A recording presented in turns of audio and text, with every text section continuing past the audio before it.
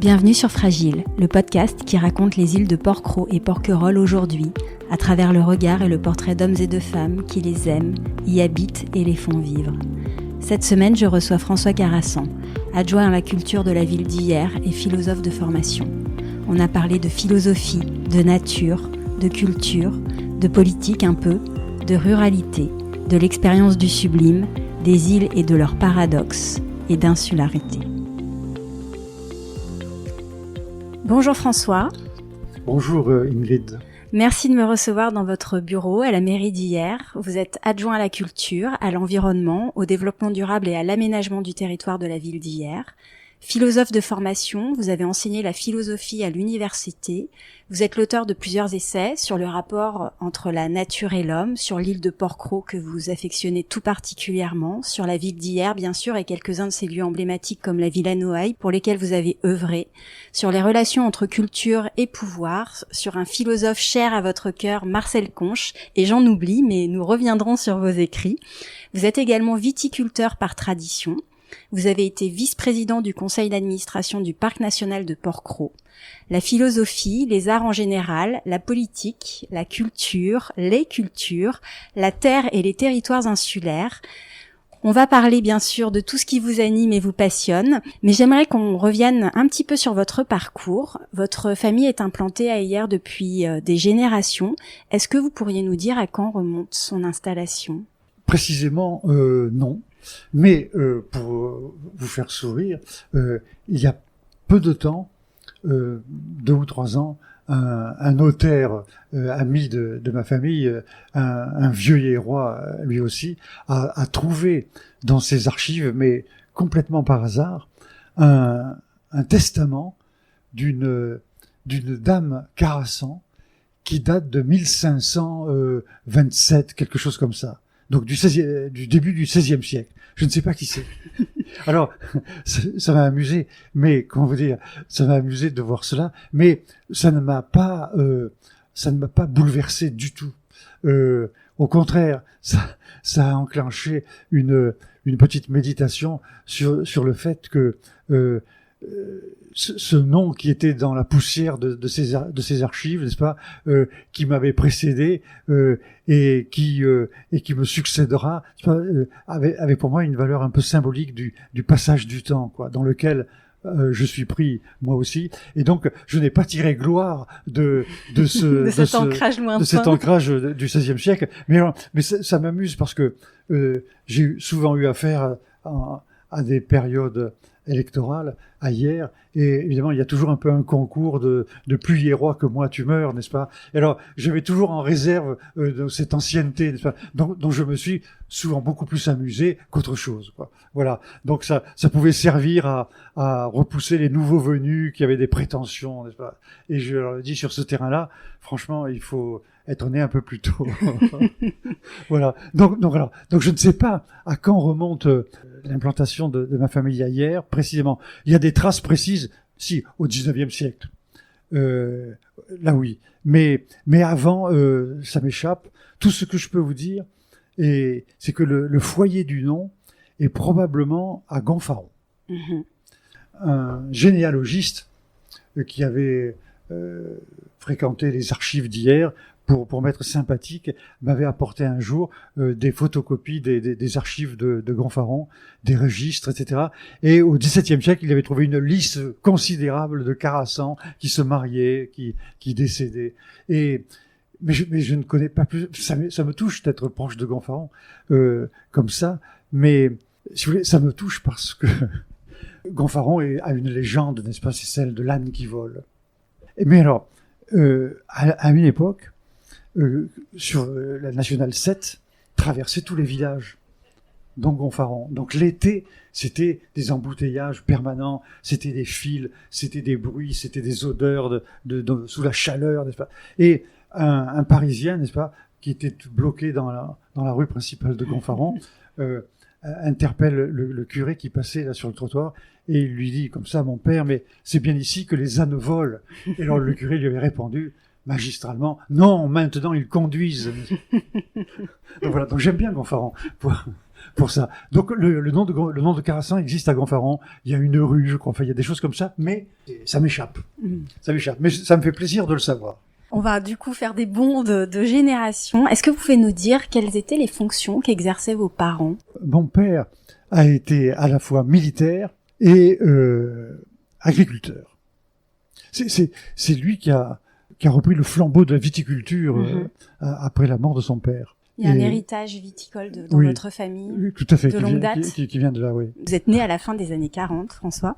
C'était comment de grandir à Hyères dans les années 50-60? Alors, ce que je peux dire, c'est que je suis né dans la maison que j'habite toujours, voilà, qui a été construite par mon grand-père en 1911. Voilà, on a fêté son centenaire il y a quelque temps. Donc c'est tout. Après, non, je n'ai pas de souvenir précis ou marquant de votre enfance, de mon enfance à Hyères, de la petite école à Hyères. Non. Il n'y a pas d'éléments marquants de votre enfance qui font, selon vous, l'homme que vous êtes aujourd'hui, des éléments structurants, fondateurs? Je ne pourrais pas le dire. Mais je suis imprégné d'Hyères, n'est-ce pas? Comment dire, à beaucoup d'égards, Hyères fait partie de ma personne, malgré moi, sans que je le veuille, sans que je le recherche même. Ce que je veux dire, c'est que par exemple, est-ce que vous avez eu une enfance au contact de la nature, une enfance plutôt citadine? Non, pas vraiment citadine. Les vrais souvenirs d'enfance que j'ai, c'est à la campagne, là où mon père exploitait les vignes et faisait du vin, ce qu'on a continué de faire, bien sûr. Là, oui, autrement dit, j'ai plutôt une culture rurale. Je suis plutôt rural, d'esprit et de tempérament. C'est-à-dire un peu solitaire, un peu sauvage, ne recherchant pas le commerce de la foule. Ouais. Est-ce que néanmoins, les livres et peut-être plus largement les arts et la culture avaient une place dans votre éducation? Oui. Mon grand-père, que je n'ai pas connu, était peintre et a laissé beaucoup de peintures et connaissait beaucoup de peintres du milieu des années, du début du XXe siècle ici, entre Toulon, Hyères et alentours. Donc j'ai grandi un peu au milieu des tableaux de mon grand-père. Oui. Et puis voilà. Et puis j'avais une grand-mère musicienne, pianiste, qui m'a influencé. Oui. Bon, donc il y avait quand même une présence artistique. Vous avez grandi et passé toute votre vie à Hyères ou vous avez étudié dans d'autres villes? La première école, c'est Hyères, bien sûr. Et puis ensuite, ça a été Toulon. J'ai passé le bac à Toulon. Et puis ensuite, ça a été l'université à Nice et à Aix. Voilà. Vous êtes resté dans le sud. Je suis resté dans le sud. Oui. Ouais. Comment et pourquoi vous choisissez de vous lancer dans des études de philosophie? Est-ce que c'est une inclination personnelle, une rencontre, le fruit d'un héritage familial? Non. Non. Non, pas directement en tout cas. Et non, je suis allé en maths LM. Donc j'étais en maths LM quand j'ai décidé d'arrêter et de faire de la philosophie. Donc j'ai changé en cours de terminale. Et je suis resté fidèle à la philosophie. Voilà. Et ces études sont les plus belles années de ma vie, peut-être. Vous avez du coup choisi d'en faire votre métier, puisque vous avez enseigné la philosophie politique plus exactement. Pendant combien de temps et quels souvenirs vous gardez de ces années d'enseignement? C'est un très bon souvenir. Alors j'ai aussi fait de la terminale au lycée. Non, j'étais bien dans cet élément. Et pour tout vous dire, dans ce contact-là, dans cette manière de vivre la philosophie et de la communiquer, je pense que j'ai progressé tout au long de ces années moi-même, n'est-ce pas? Et c'est quand je me sentais le plus à même d'être dans le vrai de mes sujets que j'ai dû arrêter, rattrapé par l'âge, n'est-ce pas? Parce qu'en France, il y a une limite d'âge dans beaucoup de domaines, pas dans tous, mais dans beaucoup de domaines. Et donc, et à 65, 67 ans, quelle que soit la forme qui est la vôtre, vous devez quitter votre activité. C'est ce qui m'est arrivé. J'aurais continué. Vous avez enseigné combien de temps? Vous avez fait enseigner alors les cours que j'ai donnés, c'était c'est au moment de la création de l'Institut judiciaire, et donc milieu des années 80, des années 80, 84 par là, et jusqu'à l'âge venu, c'est-à-dire jusqu'en 2014-2015. Ah oui, donc c'est finalement assez récent. Ouais. Quand et comment la politique entre dans votre vie et comment entrez-vous en politique? Ça dépend le sens que vous donnez à politique. Je ne suis pas un homme politique, au sens où je n'ai jamais eu de carte d'aucun parti. Je n'ai jamais adhéré à quelque parti que ce soit, et jamais actif sur ce terrain politicien. Jamais. Mon seul lien avec la politique, c'est d'être entré dans l'action municipale. Mmh. Et si j'y suis entré, c'est par hasard, et c'est parce qu'un maire, en l'occurrence Léopold Ritondal, m'a fait signe. Alors j'avais, parallèlement à mon enseignement, j'avais une association, j'avais créé une association qui avait un but culturel, et qui s'appelait l'Or des Îles, déjà. Et dans les années, à la fin des années 80, au début des années 90, et cette action associative a été repérée par des gens de la mairie d'Hyères. Et de fil en aiguille, ça en est arrivé à ce que l'on me demande de changer de dimension et de présider une association paramunicipale en 1990. Mmh. Et cette association, qui était très en vue ailleurs, s'appelait l'Office de l'action culturelle et de l'animation, au très vilain sigle OFACA. Et donc j'ai accepté cette présidence. Ça restait associatif, c'était paramunicipal, mais vous allez voir, les dés étaient jetés déjà, je pense, à ce moment-là, parce que à cette époque-là, beaucoup de communes avaient des associations de ce type paramunicipal pour être un peu leur bras armés dans certains domaines d'action, notamment la culture et l'animation. Et autrement dit, c'était une association bien en vue et bien enviée aussi, parce que puissante dans la mesure où c'est elle qui avait le budget de toutes ces affaires culturelles et d'animation. Donc j'avais mis le doigt dans l'engrenage. Voilà. Et ça n'a pas été forcément commode, mais quelques années après, aux élections municipales suivantes, c'était en quelle année? En 95. Le maire Léopold Ritondal m'a demandé de passer aux choses sérieuses et de le rejoindre sur sa liste pour devenir son adjoint à la culture. C'est voilà. Comme ça que vous démarrez. C'est comme ça que j'entre dans l'action publique au sens strict. Mais c'est ma seule façon de faire de la politique. Mm-hmm.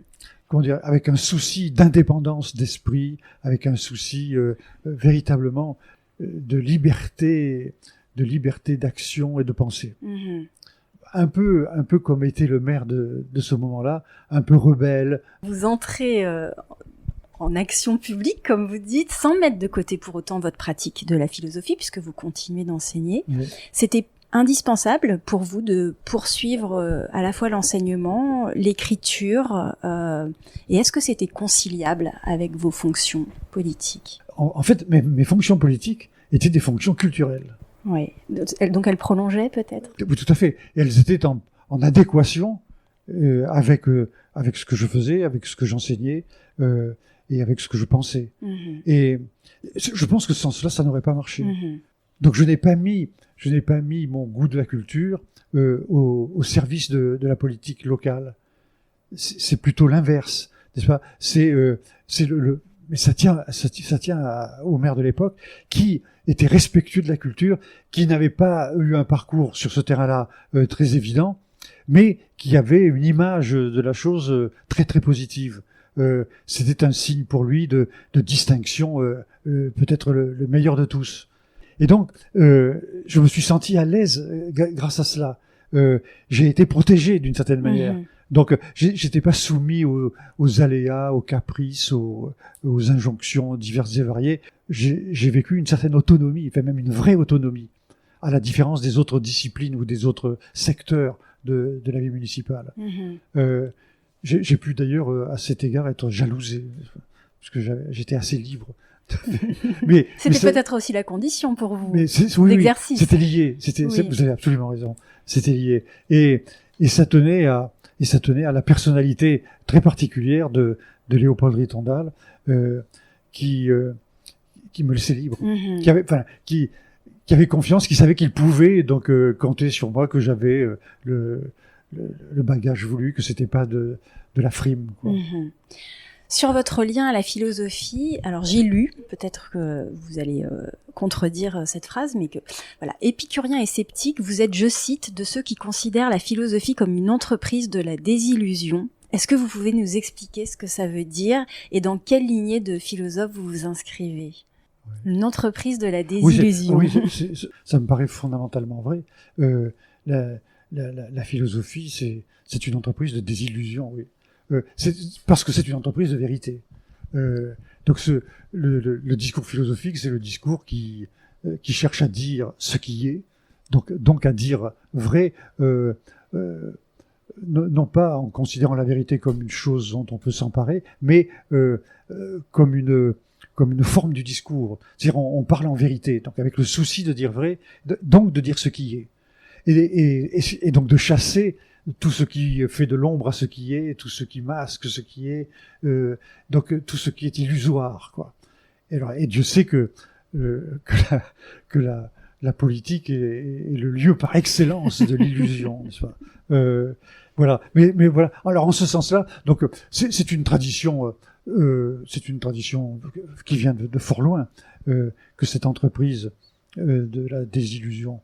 J'ai rencontré en tant que professeur et en tant qu'ami un grand nom de cette façon de philosopher qui était jeune professeur à Nice quand je l'ai connu, et qui était Clément Rosset. Oui, il y a un autre philosophe que vous affectionnez tout particulièrement, c'est le philosophe Marcel Conche, qui est spécialiste de métaphysique et de philosophie antique, décédé récemment à l'âge de 100 ans. Pas tout à fait. Un mois avant mon anniversaire. Oui, c'était en début d'année, je crois. Ouais. Vous avez écrit un ouvrage lui rendant hommage, Heureusement qu'on meurt, paru en 2015.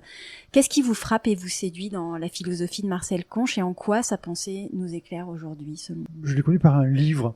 Donc, et cet ouvrage sur le scepticisme, donc s'appelle Pyrrhon, donc qui est la figure originelle, je vais dire, du scepticisme antique. Pyrrhon ou de l'apparence. Voilà. Un ouvrage donc d'histoire de la philosophie de Marcel Conche, consacré à ce penseur grec, Pyrrhon, d'où est né le pyrrhonisme qu'on retrouve chez Montaigne, etc. Il y a toute une tradition, et d'où vient aussi par rapport à Montaigne Clément Rosset. Donc voilà, j'ai le nom de Marcel Conche en tête grâce à ce livre que j'ai toujours conservé. Mais Marcel Conche, je fais sa connaissance beaucoup plus tardivement. Je fais sa connaissance en 2011, alors qu'il est retiré dans sa maison natale, en Corrèze, à Altillac. Alors, ce qu'il y a, Marcel Conche, donc c'est très singulier, une figure tout à fait hors norme de la philosophie française. Il est né dans un milieu paysan, très paysan. Qu'il soit devenu philosophe est un miracle, n'est-ce pas, d'une certaine manière. C'est un coup du hasard, comme il y en a rarement, même si tout revient pour finir au hasard, bien sûr. Mais voilà, donc il n'était pas du tout destiné à cela. Donc il s'est construit une carrière de philosophe à partir disait-il, à partir de son propre tempérament. Il avait une nature philosophique. Le récit qu'il faisait, n'est-ce pas, de cela, en 2 mots, c'était quoi? Son génie philosophique est apparu très vite, dès l'âge de 6-7 ans, alors que ses parents faisaient les foins dans un pré en bordure de la route nationale, tout près d'Altillac, alors que tout le monde s'affairait avec sa faucille, n'est-ce pas? Lui, il regardait un peu plus loin et il se demandait si la route finissait au tournant. Il dit, voilà, j'avais l'intuition de la finité des choses, voilà. Ce qui est fini, donc par opposition, ce qui est infini. Donc il avait ce regard-là et ce repère-là, malgré lui, dès l'enfance. Alors, il dit, bien sûr, tous les enfants ont une prédisposition à la question philosophique, c'est vrai. Et il dit, mais sauf que moi, c'est resté. Il est devenu un spécialiste de l'histoire de la philosophie grecque. Donc, alors, ce qui le distingue, alors ça vient de sa ruralité profonde. Il disait toujours, on s'en sort mieux seul dans la vie. Donc voilà, donc un sauvage, c'est un philosophe sauvage, ouais. Mais qui ne dédaignait pas quand même le commerce des amis. C'était pas un ermite, cultivant sa liberté comme son bien le plus précieux, et ce qui le conduisait au bord de l'anarchisme. Alors, de l'anarchisme, au sens où, pour un philosophe, il n'y a pas d'autre maître que la raison. Le seul maître, c'est la raison. Donc, il reconnaît, et donc, on est beaucoup à partager cela, n'est-ce pas? Donc, j'en suis, pas d'autre maître que la raison. Bon, on sent que c'est quelqu'un qui vous a inspiré, dans lequel, voilà, vous vous retrouvez. Vous avez parlé de sauvagerie, de solitude, des termes que vous avez employés pour vous décrire au premier abord. Donc, oui, mettons qu'on s'est trouvé une parenté intellectuelle.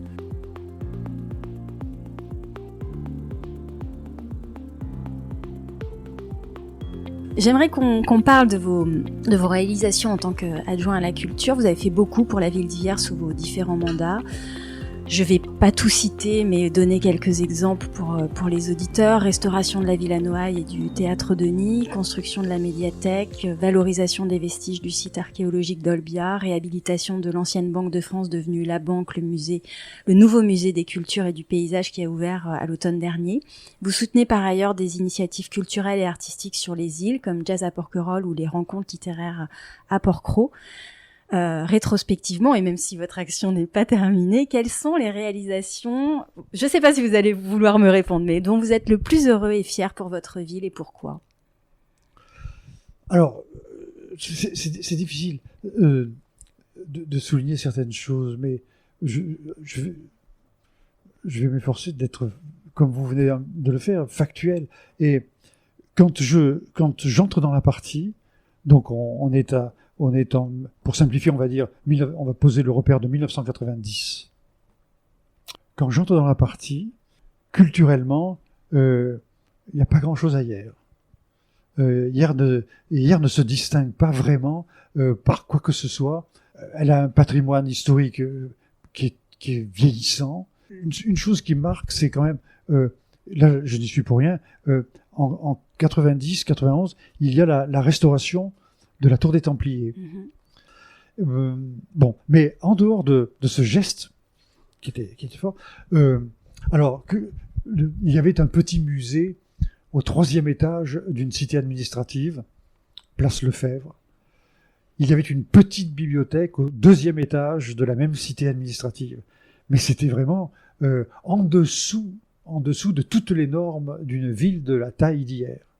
Le Théâtre Denis, n'était pas du tout dans la vie d'aujourd'hui, qu'il connaît aujourd'hui. Le Théâtre Denis, c'était une salle à louer. Donc c'était un équipement sommaire, des vieux fauteuils de cinéma un peu déglingues, un équipement vraiment basique. Il n'y avait pas de programmation. Une salle des fêtes. Il n'y avait pas, un peu, n'est-ce pas? Donc c'était d'une tristesse. Il y avait en 1990 un petit festival de mode qui s'appelait le Festival des jeunes stylistes, qui avait été inventé quelques années plus tôt, mais qui était très très débutant, n'est-ce pas? Et la Villa Noailles était en ruine. Et la ruine ne cessait de s'aggraver. Bon, voilà. Donc voilà un peu le tableau. Et la collégiale Saint-Paul était aussi en mauvais état. Toutes les années qui vont suivre, donc vont voir se transformer tout ça. Alors là, vous recensez, mais je vous ai demandé, François, s'il y avait quelque chose dont vous êtes particulièrement heureux. Alors, je ne vais pas dire fier, mais heureux dans ce que vous avez... alors, en bout de parcours, évidemment, la dernière réalisation qui est extrêmement forte, c'est le musée. Le musée. Alors, et d'autant plus que c'est ce qui vient en dernier par rapport à ce que j'ai pu faire. Et ça a été la plus longue entreprise, et peut-être l'entreprise la plus délicate, qui a failli ne pas voir le jour. Ça a tenu à rien. S'il fallait aujourd'hui distinguer quelque chose par rapport à l'actualité, je dirais le musée, la renaissance du musée d'hier. Non pas l'invention d'un musée ou la décision de créer un musée, non, la renaissance d'un vieux musée, n'est-ce pas, qui méritait qu'on s'occupe de lui. Dont la prochaine exposition ouvre la semaine prochaine. La prochaine exposition temporaire sera inaugurée le 3 juin et elle présentera l'intégrale de l'œuvre gravée de Georges Braque. Donc il y a donc les expositions temporaires qui vont se suivre, mais il y a une exposition permanente sur la base des collections de ce musée, n'est-ce pas ? Des collections qui ont commencé à se constituer dès la fin du 19e siècle, en 1883. Elles étaient naturalistes et puis elles sont devenues beaux-arts, etc. Si vous voulez, la vraie révélation de cette banque, ça n'a pas été l'exposition temporaire d'ouverture face au soleil. Non, la vraie révélation, ça a été de voir les œuvres qui étaient détenues par ce musée et qui étaient en réserve, et qui ont été restaurées pour la circonstance. Là, il y a eu une découverte. Les Irois, en grand nombre, n'en sont pas revenus, n'est-ce pas, de ce patrimoine qui était jusque-là caché. Bon, bien entendu, la qualité de l'exposition temporaire suivait son cours, n'est-ce pas ? Et le lieu aussi. Bien entendu, avec les coffres. Et avec la restitution du lieu, le public jadis, ceux qui fréquentaient la banque pour aller changer des monnaies, n'avaient accès qu'à la salle de réception du rez-de-chaussée, n'avaient pas la connaissance de l'ensemble, ni même du jardin, qui était privé. Oui. C'était le jardin du directeur, quoi. Donc voilà. Aujourd'hui, s'il fallait distinguer quelque chose, je dirais cela. J'aimerais qu'on vienne à vos actions en soutien de la culture sur les îles. Le Festival Jazz à Porquerolles a fêté ses 20 ans l'année dernière. Franck Cassanti, son fondateur, que j'ai reçu pour le podcast, racontait la jeunesse du festival, le rôle que vous avez joué et votre soutien dans son lancement. Qu'est-ce qui vous a touché dans le projet et la démarche de Franck ? Je reçois un jour dans mon bureau un coup de fil. Donc c'est Franck Cassanti qui a eu mon numéro. Je sais légèrement qui c'est dans le milieu du cinéma. Il y a un film qui a laissé des traces, n'est-ce pas, qui avait beaucoup touché à l'époque où il est sorti, qui était L'Affiche rouge. Oui. Voilà. Mais j'ai un lointain souvenir de ça et j'associe l'Affiche rouge avec son nom. Et puis il a une voix qui me touche, une bonne voix. Oui. Donc il avait une voix qui m'a fait penser à la nouvelle vague, à l'ambiance cinéma de la nouvelle vague. Alors il était de cette époque-là, bien sûr. Donc voilà. Alors, et il me dit comme ça qu'il envisage de faire un festival de jazz à Porquerolles. Je trouve l'idée sympathique et je lui dis il faut qu'on se voit, quoi. Bon voilà. Donc rendez-vous est pris. Et puis il vient me parler alors de son projet. Donc je vois quels sont les contours de ce projet, je vois quels sont les contacts qu'il a autour de ce projet. Je trouve ça très bien. Donc, on me parle de ses vieux amis, déjà vieux, Aldo Romano, Archichep, principalement. Et il me parle du Fort Sainte-Agathe, qu'il vise, avec sans doute l'accueil bienveillant du parc. Au fur et à mesure que la conversation se développe, je trouve ça de plus en plus sympathique. D'autant plus sympathique que j'avais connu un festival de jazz hier, du temps de l'Office de l'Action culturelle, qui s'appelait Jazz Estival, et qui se tenait sous la pinède de l'hippodrome. Et c'était un festival qui fonctionnait fort bien, mais qui s'est arrêté parce que la pinède, un beau jour, est devenue inaccessible pour des raisons de sécurité diverses et variées. Donc alors j'avais le souvenir de Jazz Estival, et j'avais la nouvelle proposition de Franck, j'avais la personnalité de Franck, j'avais les amis qu'il me désignait, et puis le côté Porquerolles et le côté de se retrouver dans la cour du Fort Sainte-Agathe. Voilà les paramètres qui m'ont décidé à soutenir et à faire en sorte que... Alors évidemment, ça arrive, je sais pas, en cours d'année, on est en 2002. Oui. Il voulait faire une édition expérimentale d'ouverture dès l'été 2002. Elle a eu lieu avec très peu d'argent ou des bouts de ficelle, des raccrocs. Vous y avez assisté ? Oui, bien sûr. Oui. J'y étais. Donc on se retrouve un soir de juillet dans la cour du Fort Sainte-Agathe.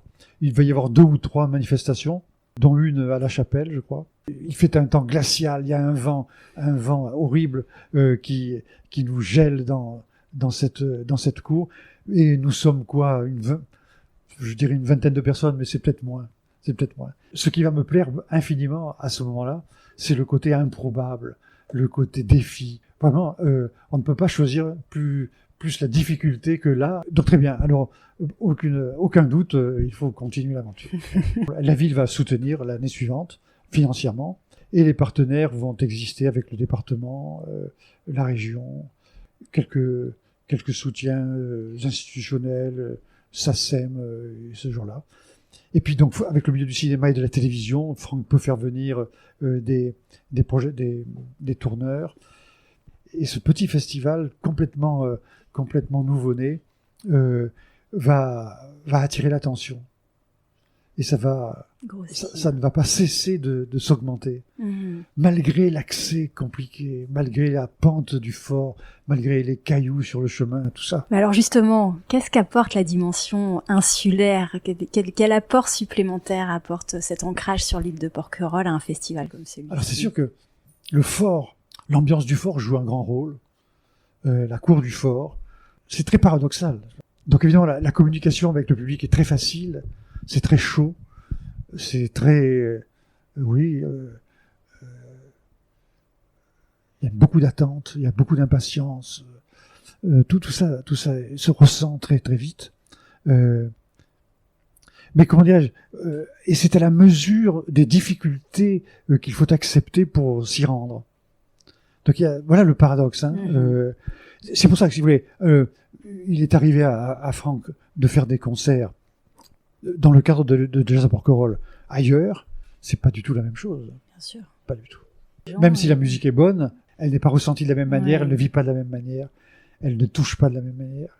Donc c'est pour ça que c'est heureux que cette année, ils reviennent au fort. Le fort qui a été fermé pour cause de virus, ces 2 dernières années. Mais on s'en est ressenti, n'est-ce pas ?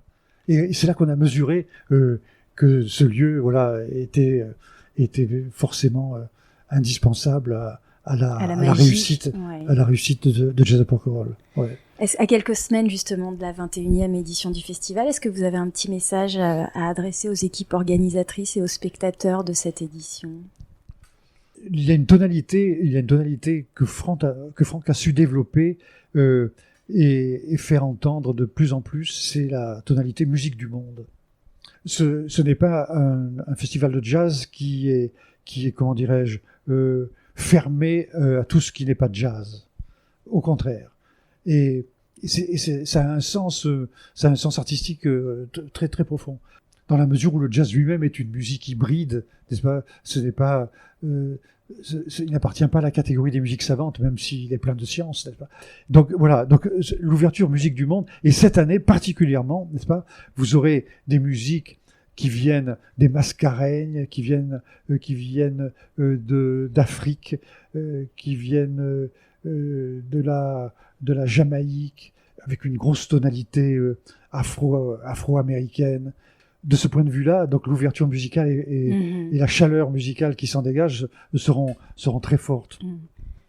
Donc rien que pour ça, il n'y a pas l'équivalent alentour. Il n'y a pas l'équivalent. Mais il y a 2 choses qui vont venir en clôture de cette édition. D'abord, il va y avoir le récit que Franck fait de Novecento, l'ouvrage d'Alexandro Baricco.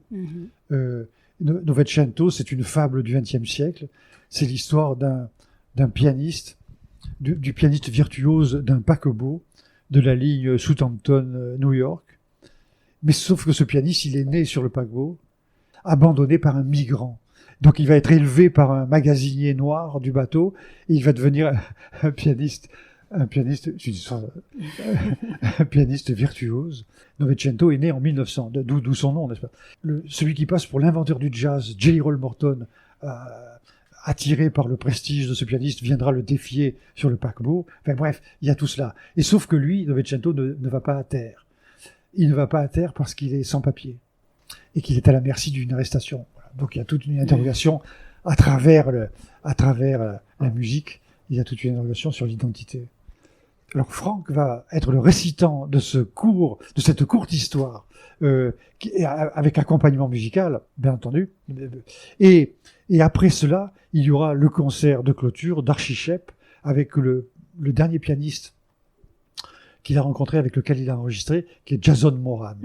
Et ce duo, n'est-ce pas, qui s'enracine sur les spirituals, afro-américain va beaucoup émouvoir. Franck Cassanti, il parle de Porquerolles comme d'un laboratoire d'utopie. Qu'est-ce que l'insularité apporte en plus à la création artistique ou à la façon dont elle s'exprime selon vous? Qu'est-ce que c'est que l'insularité? Alors, ce qui m'a attiré dans les îles, alors en général, et en l'occurrence ailleurs, c'est une histoire. Alors, donc, j'avais une classe de terminale, jadis, qui me demandait de faire une sortie de classe, n'est-ce pas, et qu'on discuterait, etc. Bref, ce qui se faisait à l'époque. Très bien. Alors, j'avais pas trouvé envie.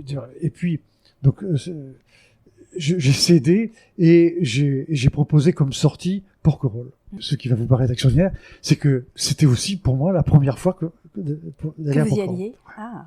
Il y a 50 ans de ça presque. Parce que les bons hiérois ne sortent pas beaucoup, n'est-ce pas? Les bons hiérois ne vont pas aux îles, ça se fait pas, quoi. Bon, c'est pour les autres. Trop convenu. Pour les étrangers, oui. Et donc j'étais jamais là. Alors j'accepte d'aller à Porquerolles. Donc l'histoire c'est ça. Donc on passe une journée avec mes terminales, et on parle de la Grèce parce qu'il y a une ressemblance, enfin, il y a toute une histoire. On parle de la Grèce, donc de la philosophie, de l'apparence, la surface de l'eau, le fond de l'eau, l'être et le paraître. Bref, il y a tout ça. Et puis la journée se passe de façon très sympathique, mais très philosophique et pas du tout touristique. Loin de là, aux antipodes. Et avant, on attend le bateau du retour. Et je crois on doit boire au café qui devait s'appeler l'Escale, je crois déjà. Oui. Et puis, alors je pose une question pour m'amuser. La question c'est, mais alors, est-ce que après cette journée, ce que nous avons fait ensemble, nos discussions, est-ce que vous avez le sentiment de l'île?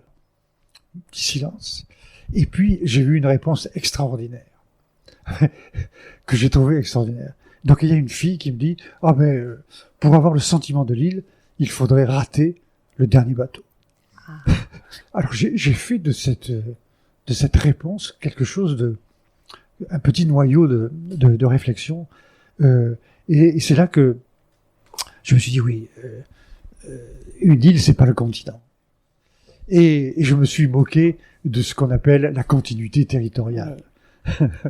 Et je me suis moqué de ça en disant non, pour jouir d'une île, n'est-ce pas, il faut être coupé du continent, il faut vivre différemment que sur le continent, il faut renoncer, n'est-ce pas, à la façon de vivre continentale, sinon c'est pas une île. Donc là, je vais un peu loin, mais il y a forcément de ça. Du coup, vous avez écrit un très beau texte dans le livre de Bernard Pess, Les années douces. Vous parlez justement de ça et vous évoquez Porquerolles. J'aimerais en citer un petit extrait.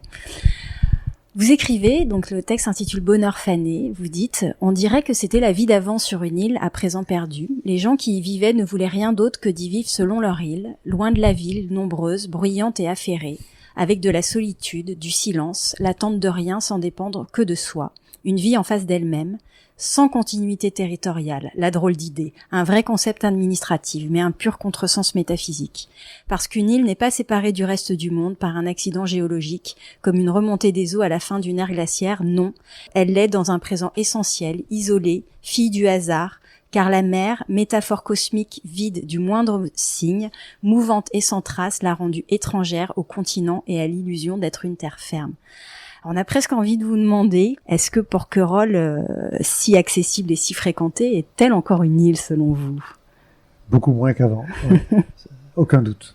Oui, je le ressens très bien. Que faire?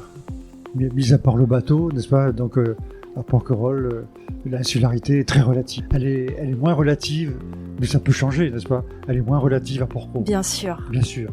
Mais ça tient à pas grand-chose.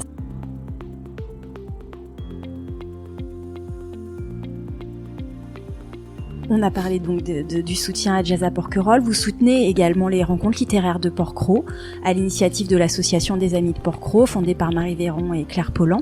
Avec ces rencontres se perpétue l'identité littéraire de l'île de Porquerolles, insufflée par Jean Pollan et Marceline Henry, et dans leur lignée Pierre Buffet. Jean Pollan, rappelons-le pour les auditeurs, était écrivain, directeur de la NRF de 1920 à 1928, et il séjourna à Porquerolles de 1925 à 1939, à l'invitation de Marceline Henry, constituant autour de lui une communauté littéraire et artistique qui a contribué à l'identité littéraire de l'île. Est-ce que c'est important pour vous, cette mémoire littéraire de Porquerolles, qu'elle soit conservée, qu'elle soit nourrie et ravivée à travers ces rencontres? j'ai découvert l'île de Porquerolles assez tard, plus tard que Porquerolles. Oui. C'est à la suite d'un vernissage d'une exposition à la Villanoye, Oui. en ruine, enfin, quasiment. À l'époque. 1992 par là, n'est-ce pas? Donc à l'époque où où je préside l'Office de l'action culturelle. Et nous avions fait une exposition autour de cette grande figure française du stylisme qui était Alix Gray. Des circonstances avaient permis ce geste. Et donc Pierre Buffet était au vernissage, donc il ne me connaissait pas. Et après m'avoir entendu, il est venu me proposer de venir à Porquerolles, de découvrir le manoir, et pensant, après ce que j'avais dit, que ça, enfin, une intuition qu'il avait, n'est-ce pas, que ça m'irait, quoi. Bon, donc cela a eu lieu. Et alors, il se trouve que, très peu de temps, donc j'ai découvert Porquerolles, donc on va dire, peut-être l'année suivante, en 1993, par là. Et l'année suivante, 1994, le parc de Porquerolles changeait de directeur, et le directeur qui a pris ses fonctions à ce moment-là, était Emmanuel Lopez, dont j'ai fait la connaissance, et avec lequel la relation est devenue très vite, très forte. Et donc ce sont mes années Porquerolles, quoi. Donc à partir de disons de 1994. Donc je vais y séjourner chaque année, l'été, en fin d'été. Quelques jours, vous restez oui. au manoir? Oui. Oui. Oui. Et donc je vais découvrir l'île dans ses différentes dimensions. Et ça va faire quelques petits ouvrages là. Dont j'aimerais qu'on parle. Oui. J'ai une petite question. Est-ce que vous diriez que le caractère insulaire de Porquerolles, la présence du manoir que du coup vous avez côtoyé, que vous connaissez bien, et cette présence du manoir telle que Pierre Buffet aussi s'attelle à en conserver l'esprit et l'atmosphère, parce que c'est vraiment de ça dont il s'agit. Est-ce que tout cela agit un peu comme un retardateur du temps, un raviveur de cette période où la littérature et les arts rythmaient la vie de l'île? Ce que vous dites est juste, sans perdre de vue une chose fondamentale, c'est que ce Porquerolles-là, déjà que découvre Jean Paulhan, et ensuite que fait vivre Pierre Buffet au manoir, ce Porquerolles-là, c'est une invention. Comme le parc national est une invention. Si vous prenez Porquerolles à l'époque où le concept de parc national apparaît, à la fin du 19e siècle. À cette époque-là, fin 19e, il y a de grands territoires français qui méritent, même si la dimension n'est pas comparable, qui méritent d'être parc national. Les Cévennes, les Écrins, la Vanoise, ça mérite. Porquerolles, non. Porquerolles, à la fin du 19e siècle, c'est une île ravagée. Les militaires l'ont déjà ravagée, enfin tout au long des siècles de guerre, n'est-ce pas? Les militaires l'ont ravagée. Ensuite, il y a eu de l'industrie. Ensuite, il y a eu de l'agriculture. Ensuite, il y a eu des charbonniers. Donc Porquerolles, au début du XXe siècle, c'est un caillou minable, quoi. Aucun intérêt. Et l'idée de parc national est aux antipodes de ce qu'est Porquerolles en 1905, par exemple. Et puis Porquerolles va être découverte par hasard par Marceline Henry et son amant à partir du Lavandou. Ils vont trouver ça merveilleux parce que sans personne, parce qu'abandonné, parce que aux antipodes de la vie du continent, citadine, urbaine et tout ce que vous voulez, bruyante, tapageuse. Et ça part de là. Ils vont s'implanter là. Elle est avec son amant, mais elle va faire venir son mari. Vend tout et vient avec nous. Et très bien, il va le faire. Et puis voilà. Donc on est dans je sais pas. Les années 20. Oui, voilà, les années 20. Et c'est juste après ce moment-là que pourquoi on n'est pas une île déserte, n'est-ce pas? Mais et que Jean Paulhan va rencontrer Marceline Henry dans des circonstances savoureuses, etc.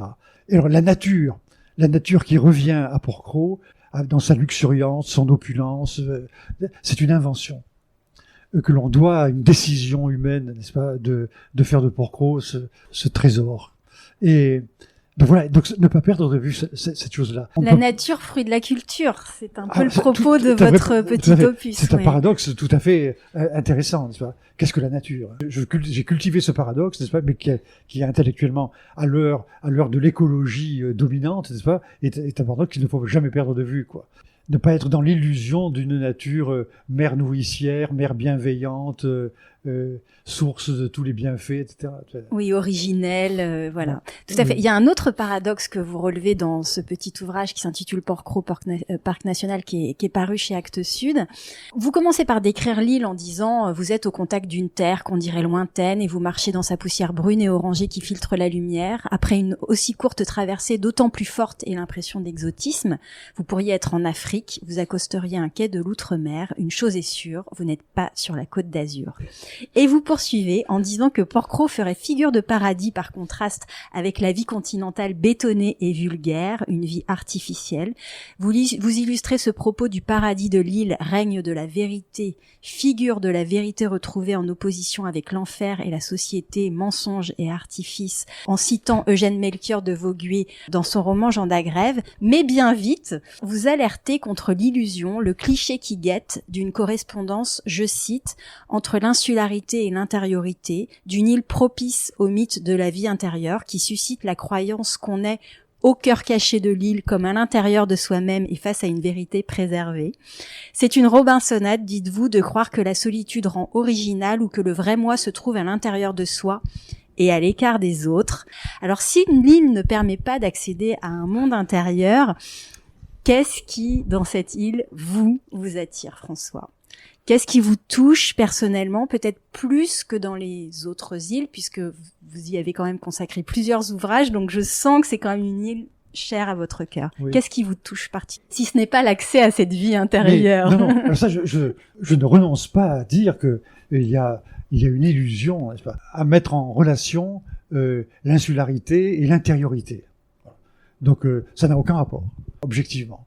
Bien entendu, s'ajoute que cette distinction qui est courante entre le vrai moi et le moi superficiel ou le moi social, une distinction qu'on retrouve par exemple chez Bergson, n'est-ce pas, chez des philosophes de grande classe, n'est-ce pas, cette distinction, elle est très sujette à caution.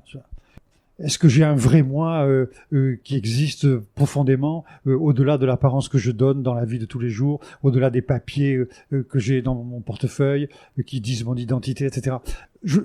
Si on creuse un peu, je pense que l'idée d'un vrai moi caché que la société empêche de s'exprimer, c'est une illusion. Bon, alors elle est intéressante, comme on peut l'éprouver, n'est-ce pas, bien sûr, mais je pense qu'elle ne résiste pas à l'analyse. Ça n'enlève rien comment dirais-je, à la vérité de l'île ou aux effets d'une île comme Porquerolles, bien entendu. Alors quels sont les effets? Parce ça peut susciter la méditation, la réflexion, etc. Mais par exemple, je ne crois pas non plus à l'inspiration. Alors, mais ça, c'est d'une manière générale. L'inspiration, c'est qu'il y ait des endroits favorables qui vous donnent de l'inspiration, c'est un mythe pour moi. Je pense pas seulement pour moi, mais je vous confirme. Si vous me laissez une seconde, oui. Jean-Claude Silberman sur oui. ce sujet. Donc, pour les auditeurs, donc artiste surréaliste que j'ai interrogé dans Fragile, à qui je demandais justement quel rôle l'île joue dans sa pratique artistique, si elle était un territoire d'inspiration. Écoutez ce qu'il m'a répondu. Ici, plus qu'ailleurs, je suis parfois saisie d'une sorte de grand embrasement devant la splendeur de la nature. Ça me met en colère parce que la nature, il nous faut la combattre, nous autres artistes. La beauté naturelle est l'ennemi de la beauté artistique. Alors, la puissance écrasante et inégalable de la beauté naturelle pour l'artiste, est-ce que vous souscrivez à cette réponse? Et finalement, ce que dit Jean-Claude Silberman, c'est que il ne trouve pas inspiration dans la nature, qu'elle soit porquerollienne ou il est aussi féru de Bretagne. Il dit, ce n'est pas là que je trouve l'inspiration. Alors, cela dit, de la part d'un surréaliste, ce propos est bien trouvé, quoi. On ne peut pas le trouver étrange. Il est tout à fait dans la vérité de ce qu'il pense, oui. Si vous voulez, si vous n'avez rien à dire, l'inspiration, ça n'existe pas, quoi. Il y a quelque chose qui se passe en vous, quelque chose qui accroche votre entendement, votre imagination, qui correspond à votre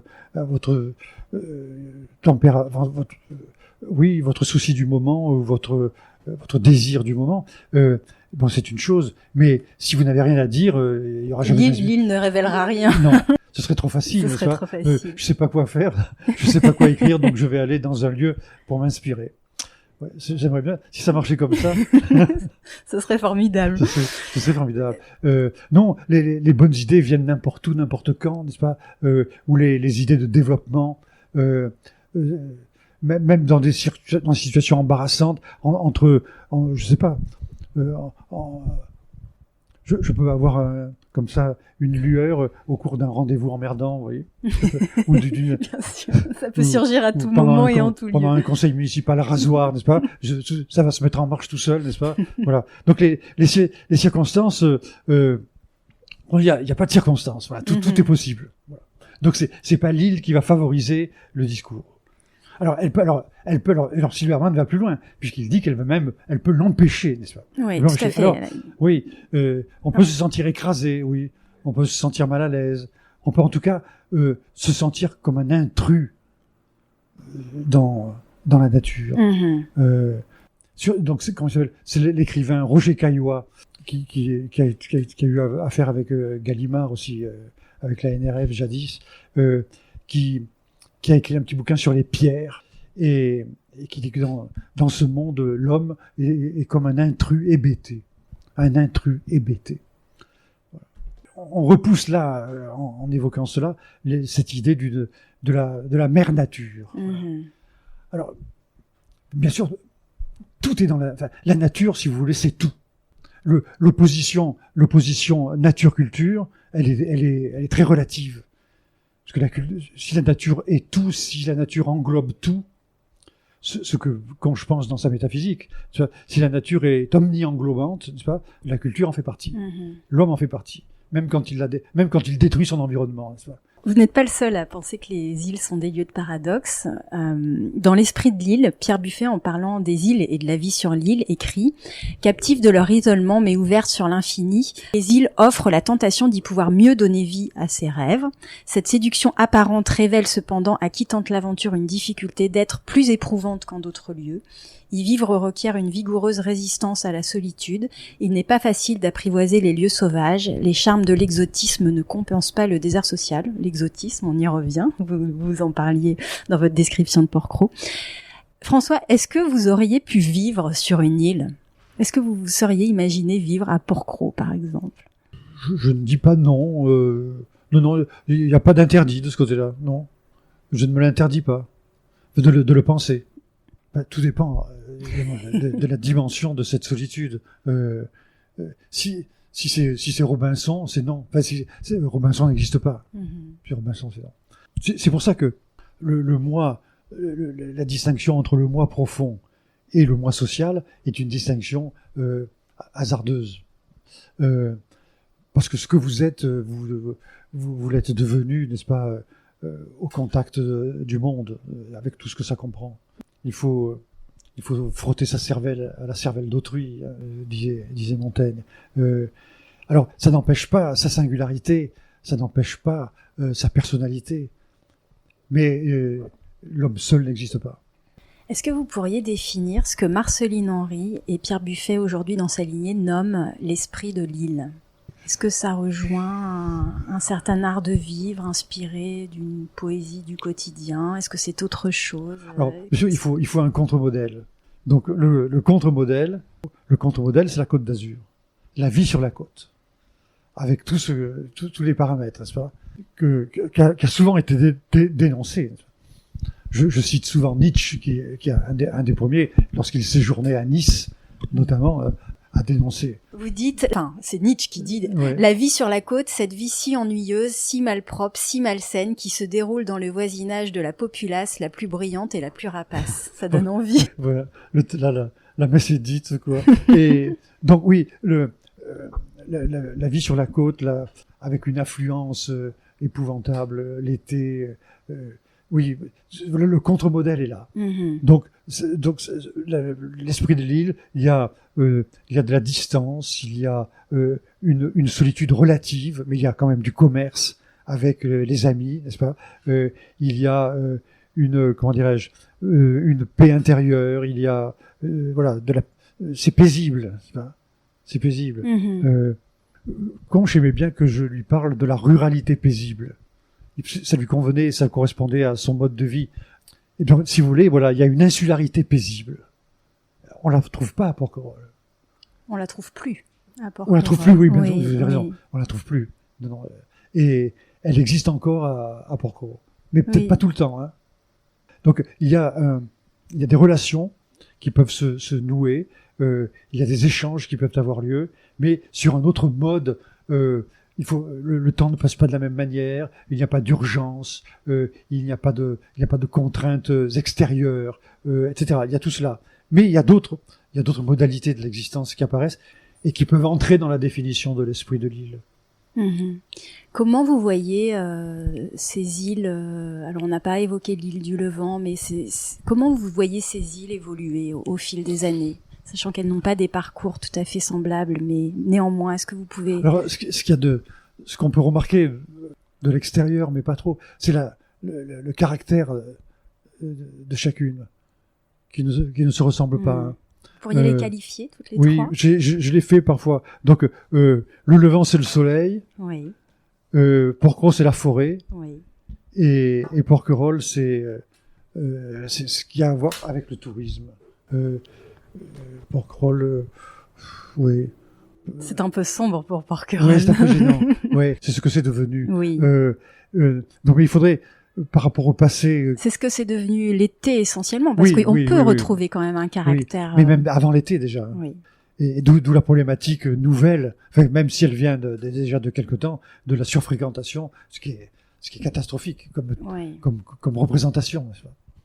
Vous connaissez cette définition du tourisme que donne un sociologue qui a été disciple de Lévi-Strauss, qui s'appelle Marin de Viry, en trois mots, Marin de Viry, qui écrit dans la revue des Deux Mondes. Il dit ceci: le tourisme, c'est une forme non militarisée d'invasion provisoire et de piétinement collectif. Je la trouve très bien tournée, cette définition, et très juste par les temps qui courent.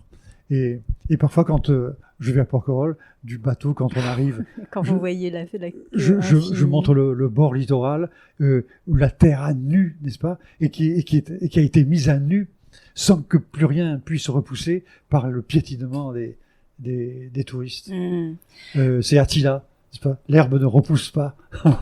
Vous écrivez dans Porquerolles Parc National: la question de la fréquentation de la nature n'est pas philosophiquement simple, mais celle de sa surfréquentation est pire, avec ses considérations démographiques et des problèmes de seuil, de régulation, de quotas, politiquement sans issue. Vous avez observé donc l'évolution de la fréquentation, et notamment à Porquerolles. Quel regard vous portez sur cette hyperfréquentation dont les îles sont victimes, Porquerolles en première ligne?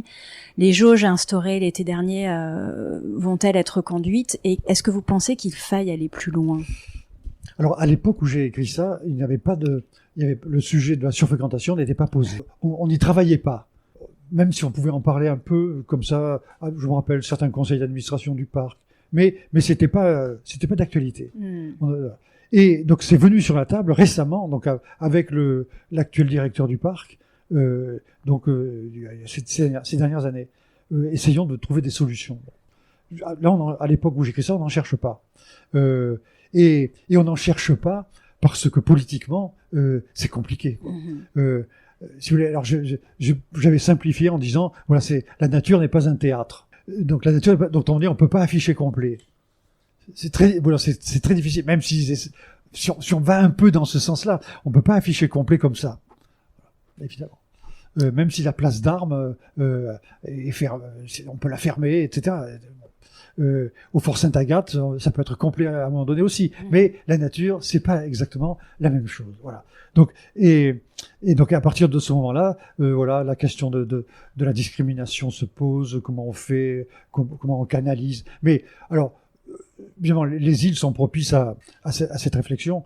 Certaines villes ont anticipé, comme Venise, qui est l'exemple absolu, n'est-ce pas? Et les calanques, là, de Marseille. On est aujourd'hui dans le monde avec cette tendance-là. C'est mauvais signe parce que on est face à une croissance démographique que l'on ne maîtrise pas et qui fonctionne toute seule. Alors, jusqu'à présent, on s'en amusait. Enfin, on s'en amusait. On ne s'en inquiétait pas. Donc, de temps en temps, vous aviez des articles dans les journaux. Voilà, cette année, je sais pas, on est 500 millions de plus sur Terre. Vous voyez, des trucs comme ça. Sans mesurer chaque fois ce qu'il y a derrière, quoi. Que ça peut pas durer, quoi. Et qu'il vient un moment où ça devient critique. Je pense qu'on est entré dans cet âge critique de la démographie. Si Porquerolles était resté à 1930, n'est-ce pas? Voilà, bon, on y serait toujours heureux, quoi. Bon, mais voilà, mais le temps vient où les choses changent, et ce qui nous fait toucher du doigt une vérité que l'on a tendance à ne pas voir humainement, c'est que le monde rien n'est fixe. Ouais, tout est passager. Donc l'idée d'une fixité qui aide à vivre, qui aide à se repérer, n'est-ce pas, qui aide c'est comme un point fixe, mais il n'y a pas de point fixe en réalité. Mais alors, est-ce que dans cette pensée justement que rien n'est figé et tout ça, est-ce que vous avez une vision optimiste de l'avenir des îles? Ce dont je suis sûr, c'est que les îles n'ont pas toujours existé et qu'elles n'existeront pas toujours. Ça, j'en suis sûr. Bon, mais ça ne nous avance pas beaucoup. Alors, j'avais connu un professeur qui disait, bon, nous, on réfléchit à 30 ans, à l'échelle humaine, à l'échelle d'une vie humaine. Parce que sinon, regardez, la plaque africaine et la plaque européenne vont à la rencontre l'une de l'autre. C'est fatal. Elles se rencontreront. Et quand elles se rencontreront, elles se redresseront l'une contre l'autre. Et à la place de la Méditerranée, vous aurez un nouvel Himalaya. Alors évidemment, nous ne le verrons pas, bien entendu. Mais de temps en temps, la considération du temps long, ça vous rend plus heureux. et c'est comme de se dire, par exemple, surtout que là, alors à Porquerolles, on ressent cette opulence de la nature, de la végétation, et aussi on ressent le passage du temps géologique. Donc la formation des roches, enfin, on sent des temps en fusion, n'est-ce pas? Mais on le ressent physiquement. Enfin, moi, je l'ai ressenti physiquement que lors de la dernière glaciation, Porquerolles n'était plus une île. Donc on allait, et ni Porquerolles, il n'y avait plus d'île, n'est-ce pas? Donc on allait à pied au sud de Porquerolles depuis le continent. Et puis et cette période a pris fin et la mer est revenue, n'est-ce pas? Donc il faut le mesurer. Alors c'est pas vieux, c'est 18 000 ans. Mais par rapport au temps géologique, c'est 18 000 ans. Vous dites oui, c'est presque quotidien. Bon, et donc cette mesure-là du passage du temps, dans certains lieux, vous pouvez le ressentir plus ou moins en vous-même. Et donc ça vous remet à votre place, mais ça ne vous rend pas malheureux. Alors ce que vous avez cité de Silbermann m'y fait penser, c'est l'expérience du sublime. Chez certains philosophes, n'est-ce pas, il y a des descriptions savoureuses, mais c'est voilà, je ressens le sentiment du sublime au terme d'un conflit apaisé entre une nature. Alors on peut se situer dans d'autres circonstances, mais je vais pas entre une nature qui vous domine, qui vous écrase de sa puissance, de son ancienneté par tous les côtés, n'est-ce pas? Donc vous n'êtes rien devant ce spectacle-là, mais en même temps vous êtes celui qui est capable de le contempler, et cette capacité de le contempler donc apaise le conflit entre votre néant et puis la toute-puissance du monde en face de vous, et cet apaisement, donc c'est ce qui donne le sentiment du sublime. Votre capacité à contempler cela est plus forte que la réalité du néant qui vous attend à cet instant-là. Mm-hmm. Et c'est vrai. Donc c'est pas une vue de l'esprit, quoi. Si cette capacité existe, n'est-ce pas? Or elle existe.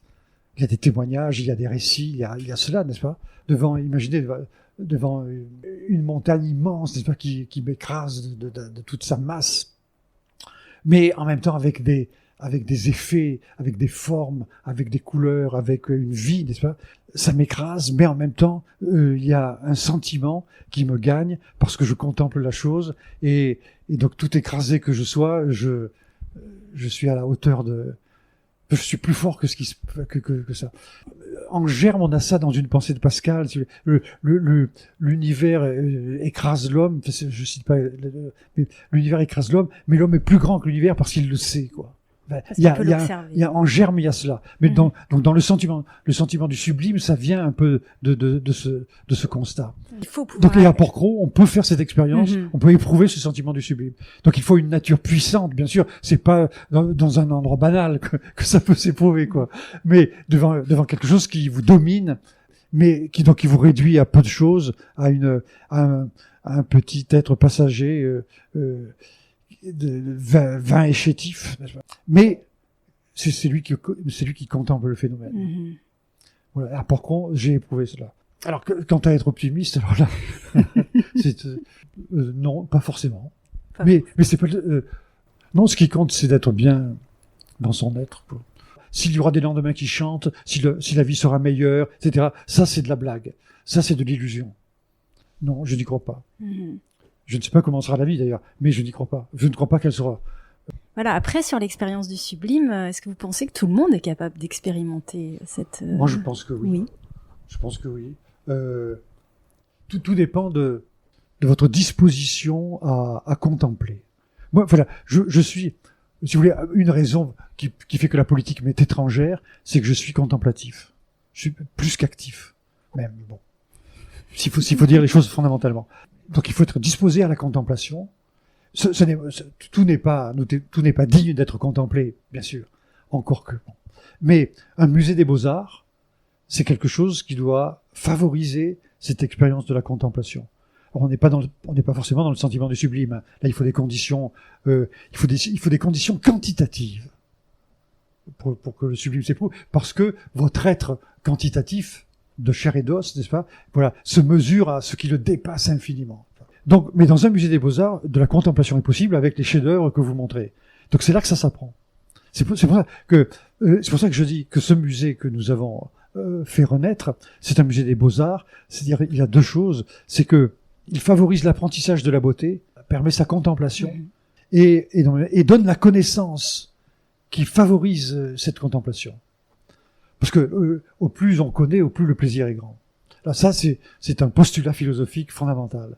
De la même manière que l'ignorant n'est pas libre. La liberté est impossible à l'ignorant, la beauté aussi, la contemplation aussi. Donc c'est pour ça qu'il faut défendre la culture. C'est une belle conclusion. Il me reste une toute dernière question, François. Quand je termine en général mes entretiens de Fragile, je demande aux insulaires quelle est leur définition, soit du porquerolsien, soit du porquerolais. Alors j'ai un peu envie de vous demander, quelle est votre définition de l'insulaire ? Alors, de l'insulaire, qui vit sur l'île. Je joue un peu avec les mots, mais que faire d'autre ? Et que fait-on depuis tout à l'heure ? Un sauvage civilisé. Bel oxymore. Il y a du vrai, non ? Un petit peu.